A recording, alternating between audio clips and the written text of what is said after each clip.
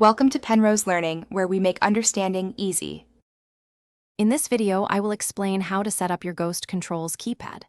First, select a mounting location that is both secure and easily accessible, ideally within 50 feet of your gate opener.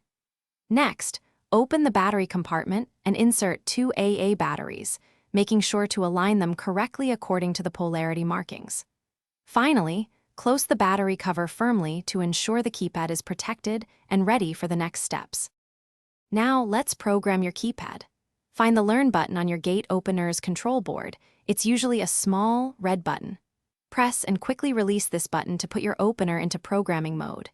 Within 30 seconds, enter your chosen 4-digit access code on the keypad. Then, press the Learn button one more time to save your new code. You should hear a click or see a light flash confirming success. After programming, it's crucial to test your new access code. Simply enter your 4-digit code on the keypad and observe the gate.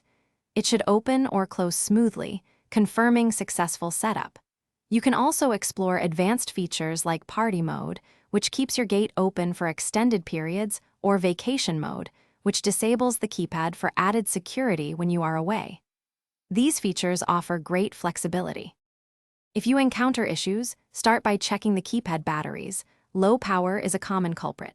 Also, confirm the keypad is within its operational range, typically 50 feet from the gate opener.